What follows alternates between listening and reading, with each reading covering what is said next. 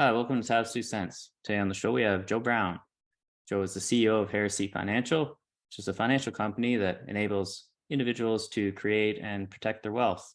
Today on the show, we're talking about macroeconomics and the history of money. Hope you enjoy the show. Welcome to Tabs 2 Cents, the show where we discuss multiple income streams and macro factors affecting the world today. Joe, welcome to the show. Thank you for having me. Yeah, no worries. Happy to have you on. I really appreciate some of your content where you talk about the history of money and sort of the way that the world has come to be, the economic landscape that we're in currently. And I think it's relevant for people to understand the history of how we got here, especially given the moment we're in right now. So I wonder, one thing I wanted to ask you about, just to dive right in, I wonder if we could talk a little bit about, the history of money, how we got here, and why everybody's so focused on these bank runs that are happening with Silicon Valley, for example, and First Republic. Yeah, absolutely. So we to understand where we are right now, it is important, like you said, to kind of look at where we came from, because these problems that we're seeing unfold right now are not things that are a result of something that somebody did, a month ago or 6 months ago or even a couple of years ago. And so I guess how far back would you like me to start? Because we can go all the way back to when we had a gold standard here to kind of track the evolution. Let's go right to the start, man. I'm good with starting All there. right. We can even start with, trading, favors with each other. It's a long Right. story. Yeah. Well, all right. Well, we'll start with gold. So we'll go back a few thousand years to when money changed hands. It was actually like gold and silver coins that changed hands. Under this system, you've got natural deflation that takes place because it's difficult to actually create new gold. And so the money supply is very stable. And so I guess the point where if you can get gold out of the ground, let's say 1 ounce of gold out of the ground, and it costs you less than 1 ounce of gold in terms of cost, like the people you have to hire and the equipment you have to use to get that gold, then you're going to do that.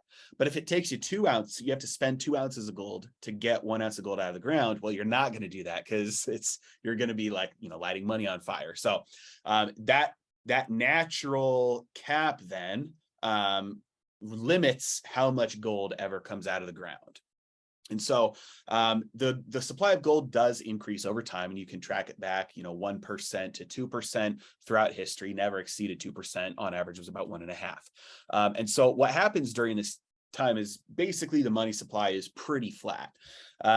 But the actual amount of wealth is not flat. So when we figure out new ways to build better forms of concrete, when we start, rolling out the steam engine, when we start moving from biomass to coal, when we start offloading human labor to animals to be able to farm our land for us, when we learn how to keep animals on the farm instead of having to go out and hunt for all of our animals. There are lots of these little technological innovations over long periods of time that actually increase the amount of wealth. And the way that you measure that is how much human labor does it take to get the things that people want or need. And so all the way back in the very beginning, like tribal hunter-gatherers, it's like literally all your day is spent, all your labor is spent just trying to survive. There's no such thing as luxury.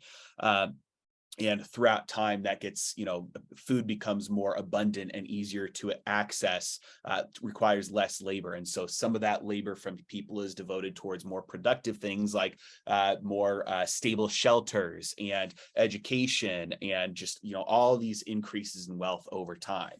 And the way that works, since you don't have an increase in the money supply, is that the cost of those things actually go down in terms of, how much gold it takes to buy those things. So you get natural deflation over time. That's good for most people. It means you can save. You don't have to worry about your purchasing power being eroded over time. But there is also kind of a problem that exists. You got two problems. Number one, it's hard to buy things that are really far away. it's actually very expensive, because if you want to import something from China, you have to get the gold to them. And so I've got to load that gold up on a ship, trust that that ship is going to deliver that gold. I've got to hire security. I've got to make sure that there's not going to be a storm that's going to sink that ship, worry about pirates. And so it's actually very expensive to take something so valuable and heavy, transported across a large amount of space, and buy something from far away. And so under an actual gold and silver standard, where the gold or the silver is the money, it limits globalism and global commerce and interconnectivity around the world. You're much more limited to local. And as we know, there's this thing called comparative advantage, where there's some people around the world that can do certain things for much cheaper than we can. And so we would both benefit if we are able to come to an agreement and say, hey, I'm going to hire you to do this and give you money. That way I'm going to do something else, and now you get more money and I get more of what I need. And so being restricted to local commerce only is actually a restriction on the growth of wealth. And so that's one problem with commodities serving as money. The second problem is actually deflation. It kind of bites itself in its own foot when you have the money not infinitely divisible, because you get to a point where it used to be, a long time ago, a gold coin, maybe it's enough to buy a sandwich or lunch, food for a day. Over time, as deflation occurs, things get so cheap that same gold coin is now like, you can buy a horse with it or down payment on a house. So you're not using that for your daily transactions anymore. You need smaller and smaller denominations to act as change for that gold. And so the value of those gold coins increases to the point where now you need somewhere to store it safely. And so the invention of commodity-backed money solved both of those problems. You had one central entity, usually a local bank, that would be entrusted with vaulting and storing all the gold. And what they would do is give you a piece of paper that said you can come get the gold back at any time. And then the paper would trade money. So instead of the gold transferring for money, you had the ownership of that gold being transferred as money. And so this solved both those problems, because you could assign ownership to somebody really far away of that gold in the vault without actually having to move the gold. So it's much cheaper and much safer and much more efficient. You also solve the problem of that infinite divisibility, because a piece of paper can represent any amount of gold that you decide. And so it did solve both of those problems. But as we know, it brought along many more problems.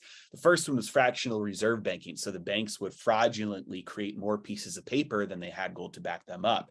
So then you had the onset of inflation for the first time, when they would print a bunch of extra notes. Nobody would know it. Everybody thought they were getting rich. You'd have a boom, and then the debt would unwind. You'd have a bust.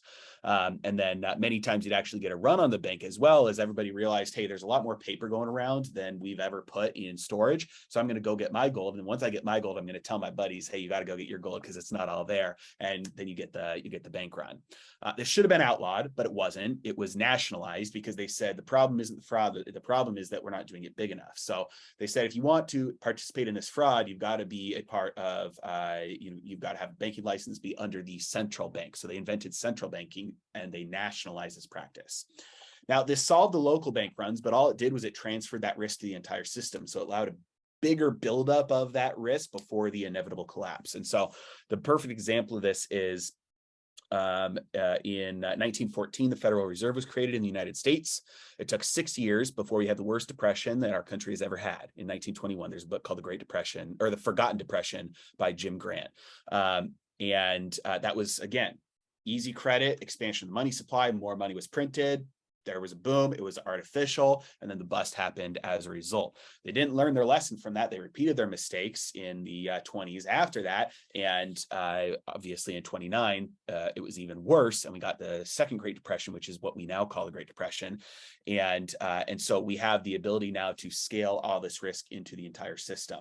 Well, at that point, money was still backed by gold, and the rest of the world in 1945 got through World War II. They didn't have any gold. And so they said, we're just going to back our paper with dollars, which are paper. And then if we want the gold, we can get the gold by turning in our dollars for gold.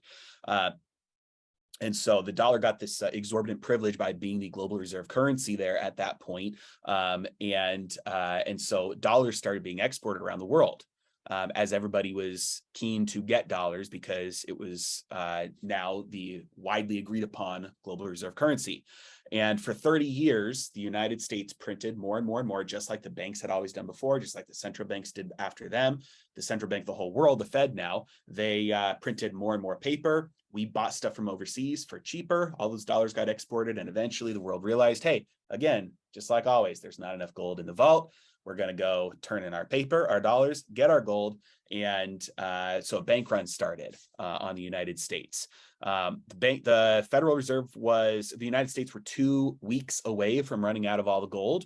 And so they said, okay, in 2 weeks, we're either going to have no gold and the gold standard will have ended, or we can end the gold standard now and just say we're not going to redeem any more of the requests.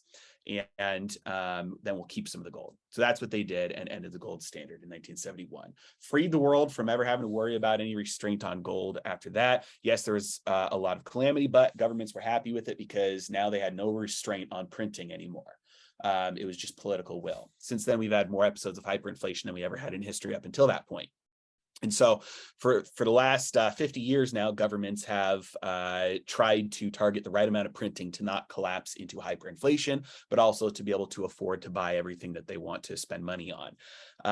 In the 90s, late 90s is when this really started to cause some issues because in order to deal with the fallout of the dot-com bubble burst, they decided to print more money. And when I say print money, I'm being euphemistic about that. Really, they lowered interest rates, which caused the money supply to expand through the banking system.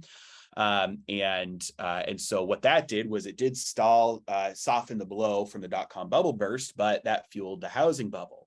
And then that housing bubble collapsed. And what did they do? They printed again. Instead of just lowering interest rates, they also printed and bailed out the banks. And then all that new money got flooded into the system. You get the increase in moral hazard. You get the increase in regulations that stop the banks from being able to do certain things. So you sow the seeds for all of these new problems down the road.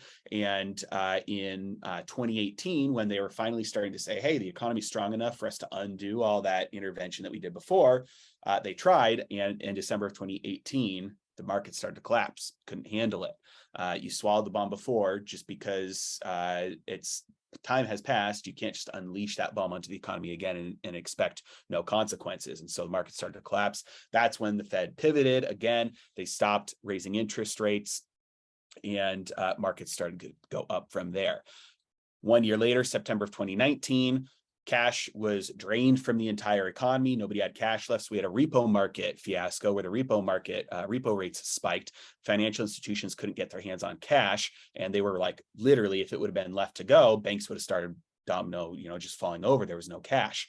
They had a bunch of collateral, but no cash. And so the Federal Reserve stepped in and started printing overnight cash to finance financial institutions overnight in exchange for that collateral.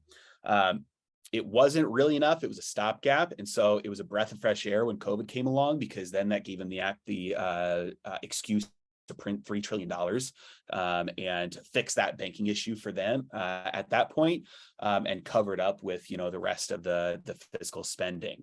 That caused record-breaking inflation because it was a record amount of money printing, and all of that inflation then caused a bunch of household pain, lasted longer than they were expecting. And so now they're trying to undo the inflation that they caused by raising interest rates. But the problem is debt had been loaded up to at an unprecedented rate because debt was so cheap. And so now they're making debt expensive when we have the most debt we've ever had. And so that's why banks are in trouble right now, because they've got really poor balance sheets that are underwater. And if depositors, just like before, ever try and go and get their money, well, it's not actually there. And so the bank is going to go under. So we're at this place right now where central banks around the world are trying to weave that, thread the needle between deflationary collapse on one side and hyperinflation on the other side. And I think right now the signs are pointing towards deflation, but we'll see how they handle that once it starts. Yeah, it's certainly a very interesting time when you come in with such hot inflation, but then you see the economy turn a little bit. Like right now, we've got initial jobless claims are down, home sales are down, inflation's cooling. I wonder what you think, just based on your knowledge of these previous cycles, because cycles are never the same, but they're they sort of run in the up and down, boom bust cycle. But you never know how long that cycle is going to be, or what's going to break. I just wonder what you think about this current cycle, maybe where we're at and what we could potentially expect, just given your knowledge of previous cycles. I think it's pretty clear that we have more pain ahead. When let's start like with 2020. As soon as the money printing started, asset prices exploded. Literally like March of 2020, when the printing started, that's when stocks bottomed and they went up just straight from there. The moment they stopped was the end of 2021. Well, what happened at the end of 2021? That's when the money printing shut off. The Federal Reserve had communicated that for a while, and that's when they actually started it. And since then, the money supply has been on a general trend downwards. And that's exactly when asset prices stopped moving higher. And so to the extent that we still have that same trend happening, the quantitative tightening is still happening, the interest rate hikes are still happening, and we don't get a reversal. Maybe we get a pause, but we don't get a reversal. I think we have more economic pain ahead because it's kind of baked into the cake already. Leverage is a huge piece of this. Households are more leveraged than they've ever been. When you look at credit card debt, personal loans, auto loans, mortgages, any type of debt, households have more leverage today than they've ever had. Corporations, same thing. Banks, same thing. Governments, same thing. And the thing about debt is that you get more debt when it's cheap. And for the last couple of years, debt was the cheapest it's literally ever been. So people went crazy on it. Corporations went crazy on it. And now debt got a lot more expensive, a lot faster than anybody was expecting. They weren't pricing that in. And so now they're faced with the choice of, okay, do I take out new debt in order to pay off my old debt? And then the monthly cost of servicing that debt just skyrockets. Or do I, and so then I've got more income just going to pay the debt service cost. Or do I take some of my income right now and try and just pay off the debt?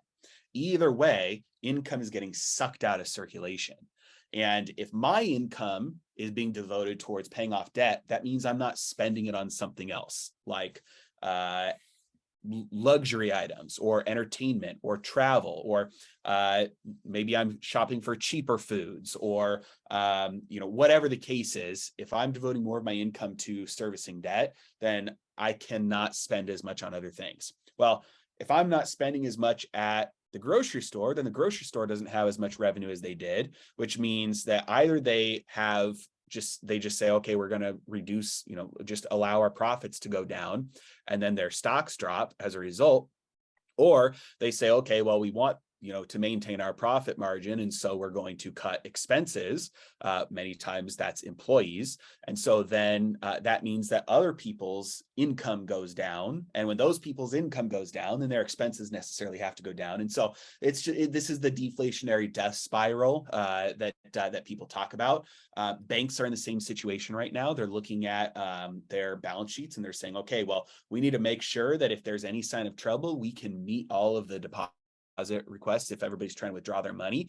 And so they're not making new loans right now. When you look at the chart of banks and loans that they're making, it's just dropped off of a cliff. So this is what's called a credit crunch. And so it's much harder for people who need financing, like small and medium-sized businesses, to get that financing, and which means businesses could go under. And so all these things feed back in on themselves and contribute to more economic pain ahead. Now, I think the point that reverses is just like always when policy reverses. And so for the meantime, policymakers are saying, we want to try and cause more pain. So I'm going to believe them, because that's what they're doing. And that's what they have been doing. The moment they step in and say the crisis just got big enough to where we're going to start printing again, then that would, to me, signal kind of a somewhat of an end to the pain. Either that, or they go completely laissez-faire. We get a really big crash, and then after all that pain, we're able to rebuild for real, like from scratch, after a lot of businesses have gone under, a lot of unemployment, and we would eventually recover just naturally. That's what happens throughout history. You see that time and time again. And so that's possible as well, but we're nowhere near that yet, if that was to happen. Yeah, and what's interesting is the bond markets pricing in more rate cuts than the Fed likes to admit. And you can see that because, the yields are still inverted. So I wonder, is that something that you watch? Do you watch the bond market a lot, or are you more of a stock market, or do you watch housing? Like what kind of indicators do you like to look for? And I wonder if you could also maybe just elaborate a little bit on the significance of the bond market for people. Yeah, absolutely. The bond market is very important to look at. It's big money and tends to be more sophisticated. There are two reasons, though, why you might see an inverted yield curve. And this is something that I didn't know for a long time. I always used to look at the inverted yield curve and think, well, the only reason a yield curve could ever be inverted is because of the expectation of manipulation, that you wouldn't ever get it in a free market. But so let me explain what that would look like. Right now we've got interest rates at, the 1-year treasury is, 4.7% right now. And when you look at the 20-year, you're at 3.8%. And so that's an inverted curve. It means that the short-term interest rates are higher than the long-term interest rates. In a completely normal environment, you'd never see that because there's always more risk with more time. And so a lender is going to say, hey, if you're going to borrow my money for 1 year, let's say I'll demand 3%, but if you want it for 5 years, I'll demand 4%, because there's more of a chance that something goes wrong. So I want to be compensated for that extra risk, for that extra time. Meanwhile, there's also the chance that we might have inflation. There's higher chance that inflation might happen during that time. So I want to be compensated for the loss of purchasing power that might take place during that time. When you see the opposite, when you see long-term interest rates that are lower, that's lenders saying that basically, I think there's a chance that we have a recession happen, which would prompt the Fed to lower rates, meaning that throughout here and then, if I just do a bunch of 1 years for the next, let's say 20 years, I'm getting a higher rate right now, but the Fed's going to lower rates in a couple of years, which means that if I have to do 1-year loans at that point, then I'm only getting 0.5%. Whereas if I can lock in a 20-year loan right now at 3%, then I'm going to benefit more long-term. So I'm willing to take a little bit of a lower interest rate on that long-term loan, because over the long term, I think that's the more profitable option. So lenders are pricing in the expectation that something bad enough is going to happen. It's going to cause the Fed to push down rates in order to try and save the economy. Now that makes sense, but there's also another free market explanation. Remove somebody who can control the yield curve. Why would a yield curve ever get inverted? Well, right now, the inflation rate is 6%, something like that. And that's year over year. So that's backwards looking. That's not saying for the next year. That's saying from right now compared to a year ago, that's how much prices went up. But people look around and think, okay, we had some good times, maybe some bad times are coming. When bad times are coming, we see things like unemployment, like business closures, like credit crunches. We see defaults. People save more. And so even from a more free market perspective, you might be looking ahead and thinking recession, crash, depression, you have bad times ahead. What happens to prices during that time? Well, prices tend to fall, because if I lose my income, you lose your income, because I can't spend as much anymore. And that spiral will push prices down because nobody's spending enough money to keep prices high at those older, higher prices. So if somebody wants to sell something, they're only going to be able to sell it if they accept a lower price for it. So asset prices and goods and services both fall in price during free market collapses, depressions, recessions, and crashes. And so if you're a lender looking at that, you're thinking, okay, well, right now there's inflation. So if I expect 5% inflation for the next year, then I need to get at least 6% on my loan so that I don't lose purchasing power. Then I get a real return of 1%. But if I expect that prices are going to collapse, well, then maybe I'm only needing 1% or 2%, because my purchasing power will increase from the interest, but it'll also increase because the price of everything dropped. And so as long as I get my principal and interest back, then my purchasing power increased a lot more just because prices dropped from the deflation. And so both of those things are showing up in the yield curve right now. that yes, there's anticipation of the Federal Reserve pushing rates lower. There's also the anticipation that inflation is going to go away soon. And the longer we wait, the higher the chances are of that, which is pricing in more economic pain. And when you're pricing in economic pain, you sell risk assets like stocks, you buy risk assets like bonds. And when you buy bonds, it pushes the rates lower. So it's a little bit of a self-reinforcing cycle. Yeah, and what's interesting, and thanks for that. That was a great explanation of what's going on. And I haven't necessarily thought about the deflationary pressure that could cause a yield curve to invert like that, but I think that makes a lot of sense. And what's interesting about this cycle, I think, is that through COVID, when they printed all that money and all these things happened, I think billionaires got richer. I want to throw a number out there, but I think it was like 2 times richer or something like that on average. And it seems like the inequality in the financial world there's a larger gap. And what inflation does is it hurts people on the lower end more, I think, because you're trying to buy your food and groceries and those things cost more. Whereas people with money on the other side, they're getting more back on their savings. They're getting 4 or 5% just on their savings rates. And I don't know if that's necessarily unique to this cycle, but I wonder if you've thought about the inequality that we're seeing right now and how that might affect our overall economic situation. Yeah, absolutely. So inflation absolutely transfers wealth from the poor to the rich, and it's not exactly from the poor to the rich. It's more from the last receivers of the new money to the first receivers of the new money. And so imagine like a stock split.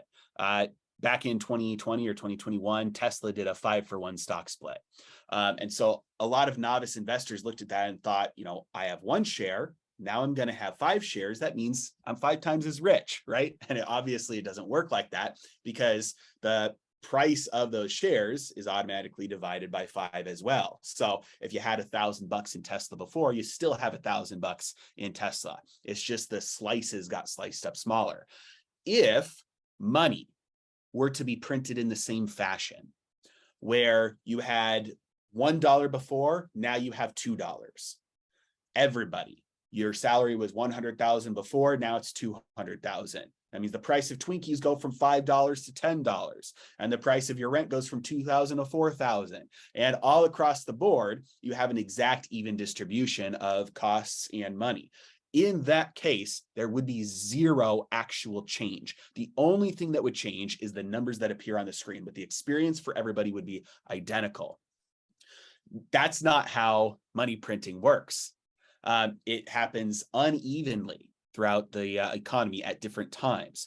And so the Federal Reserve prints $3 trillion. What do they do with it? It goes straight to the US government. That's where it goes, because that's they printed it, they bought the treasuries were issued, and so that was a borrowing. So the federal government then gets $3 trillion that have not yet been spent. They get to start spending that money then. No prices have yet changed, so they have new purchasing power at the old prices. As they spend that money, it goes into somebody's bank account. So it goes into a politician's bank account, an organization's bank account, a company's bank account, or an individual's bank account. That new individual now has money that they get to spend on something. Maybe it's a yacht, maybe it's extra shares of a company, maybe it's food, maybe it's a car. So there's a third recipient now of that newly printed money. At every single step along the way, this is extra buying power that would not have been there otherwise. And like an auction, it increases demand along the way and starts to push up prices as this new money works its way throughout the economy. So the last person to receive this money at the end of the chain, by the time they get it, prices have already been pushed up. And they've had to buy that stuff the entire time while prices were going up before they got extra money from that newly printed money. And so inflation is a wealth transfer from the last receivers of the new money to the first receivers of the new money. And typically it is going to be, it's going to be the government first, and it's going to be the connected, it's going to be the big corporations, it's going to be the political organizations, government contractors, politicians, and then it's going to work its way out from there. Now, you did see stocks just shoot up, right? So you mentioned billionaires just, doubling or tripling their net worth within the first year from in 2020 and 2021. If you look at, one good example of this is like the share price of Amazon peaked in 2021 at around like $190 per share. Well, it's like $100 per share right now. So it's almost in half. And so it's literally the same price as it was in 2018. So from 2018 to the peak, yeah, Jeff Bezos doubled his wealth, and now it's cut in half again. It's the same as it was in 2018. And so that's purely just looking at his shares of Amazon, not anything else, whether he has more shares or less shares or his other companies. But what that highlights is that what we're seeing unfold right now is just the unwinding of whatever happened during the boom. So the boom is all the malinvestment. It's the misallocation of resources. That's when the damage occurs. And then what happens after that is the unwinding. It's the recession. It's the forest fire that clears off the dead wood. And so what we're seeing now is in very real ways, we're seeing the unwinding of all of that. The misallocation of resources, the inequality that increased. And that's what deflation does. Deflation, money leaves circulation. And so it's the savers that actually come out ahead. It's not the lenders. It's the wage earners, because by the time that the less amount of money works its way throughout the economy, wages are always the last thing to respond, either from deflation or inflation. So wages are actually still going up right now on average. And now for the first time, they're positive in real terms after adjusting for inflation. And so wages haven't yet started to react to the fact that money is leaving the system. And so deflation still moves through from the rich to the poor, basically. Which means that deflation is actually good for the poor. So left alone, if we just continue down this path, there is going to be economic pain, but it undoes a lot of the damage that was done along the way. Yeah, that's great. Thanks for that. I think it's interesting because I heard a discussion the other day. They were talking about collector watches. And they said, we don't really care what kind of cycle we're in. The watch prices more or less maintain the same because people with money are going to buy expensive watches. We're talking like $30,000, $50,000 watches. And what that makes me think of, just given what you just said, do you think the larger the gap gets, the longer it takes for expensive items to be impacted? Because there's that wealth transfer, and then by the time it actually comes back around and it starts affecting like higher prices. Like a good example is Lululemon. Like they sell, top of the line, good athleisure wear, and like their sales are still pretty strong. But then if you look at some of the the lower end clothing companies, I'm sure they're hurting a little bit more. I wonder if the larger the gap is, the longer it takes for that to transition into higher prices, and that's maybe why our data is so confused at the moment, because you got certain companies still with good sales, and then you've got other economic indicators like jobs and whatnot that are telling a different story. Yeah, there's a couple different ways to parse the data. So something like watches, a good percentage of expensive watches have over the last year, maybe year and a half, crashed 30 to 50% in terms of their resale prices. Now, the companies that create these, they've been around a long time, most of them. They're familiar with cycles, and the initial customers of these are not the misallocation of resources type of rich. They're not the ICOs in 2017 and the NFTs in 2020. You do get those coming in, but these companies haven't survived for 50 years, 100 years off of that type of money. And so you've got the bubble rich, I would call it, that makes up the weeds that spring up and then die out quickly. And then you've got the real rich that like the Warren Buffett types, that whatever Warren Buffett ever wants to buy, he will always be able to buy it, and no business cycle is ever going to do anything to stop that. He knows exactly what he's doing, and taken by surprise by these things. Now, just so happens that Warren Buffett, the only thing he ever wants to buy is Coca-Cola and McDonald's. So it's not like that's making a big difference for anybody anyway. But the point is that the real rich are going to be able to see these things coming. They invest properly. They're not the misallocation of resources. They're waiting on the sidelines to invest in these distressed assets when they go on sale. And they're going to keep on buying those things. I would probably actually put like a company like Lululemon in the category of people who want to feel rich and are nowhere near it. And most of it is, bought on credit cards, and they're the middle to upper management laptop class that is now getting laid off at a faster rate than anybody right now. Like tech, like it's crazy what's going on in tech right now. Facebook or Meta laying off another like 10,000 people right now. Their total cuts are going to be like 43,000.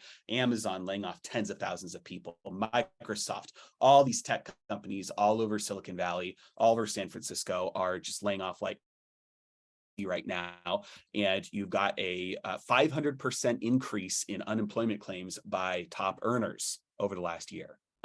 It's insane right now.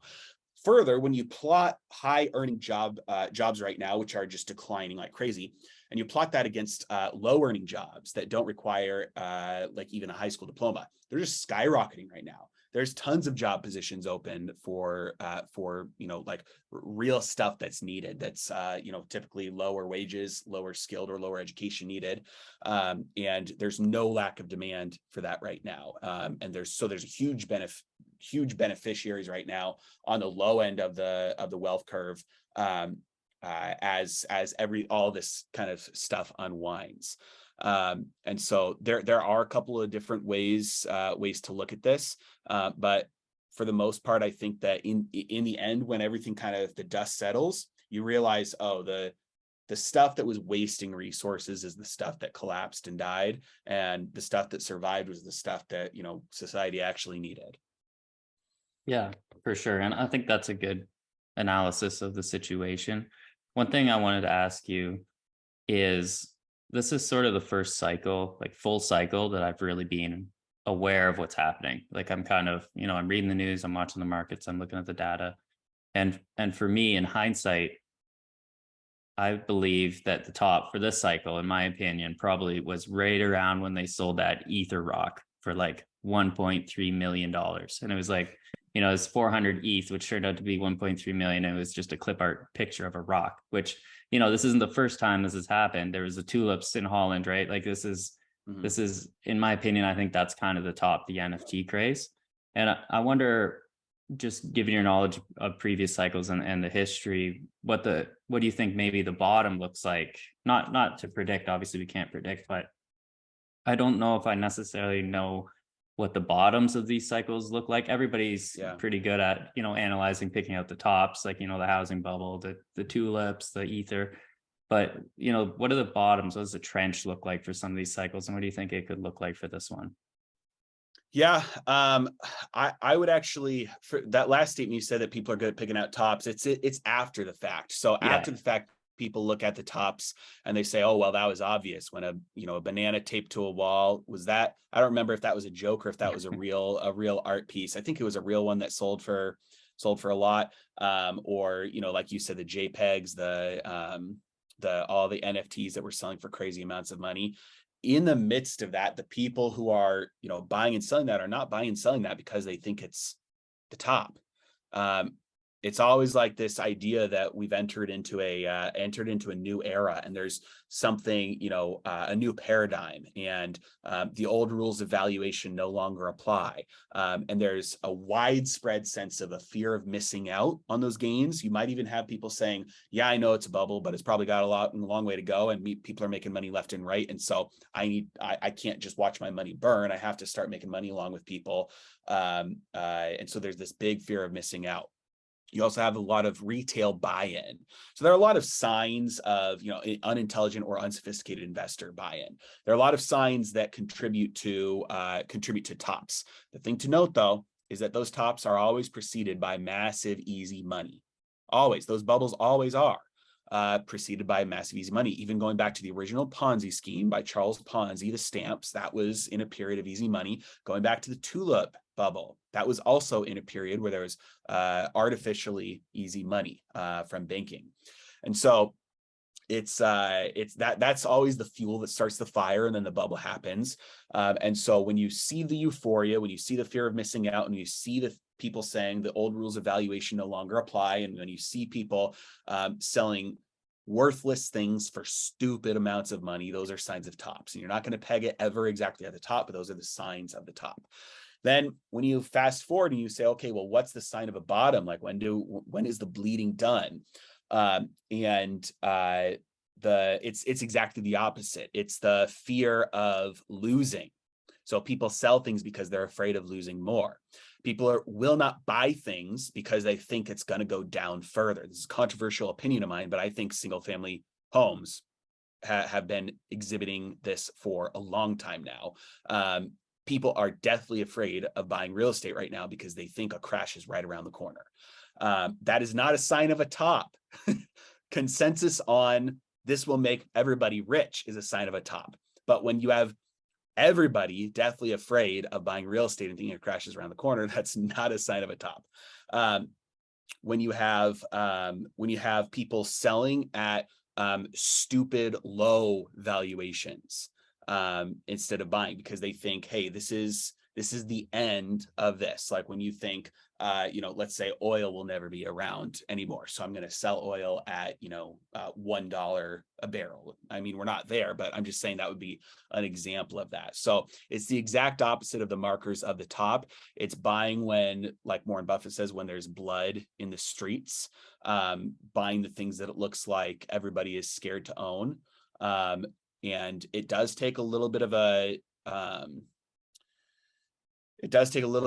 knowledge or focus on actual valuation, because just because something has fallen 90% doesn't mean it's cheap.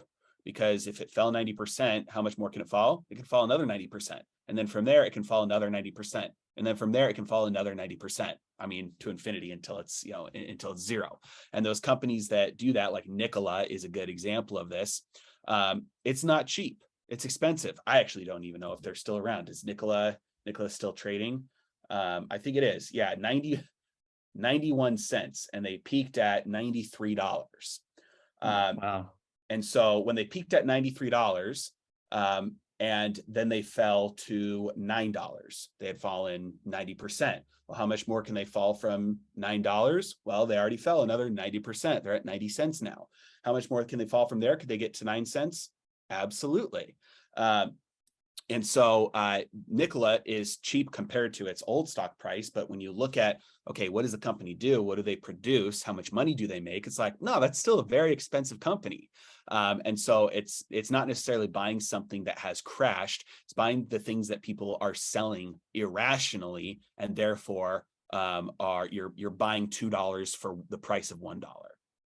Yeah, I think that's a great example of how you presented, the 90% drop continuously in a loop until the company dies, because that is true. Just because it's cheap comparatively to a all-time high doesn't mean that a company's cheap. And you really got to put the work in and do the research and your own due diligence, let's say, on the company to understand what its true value is.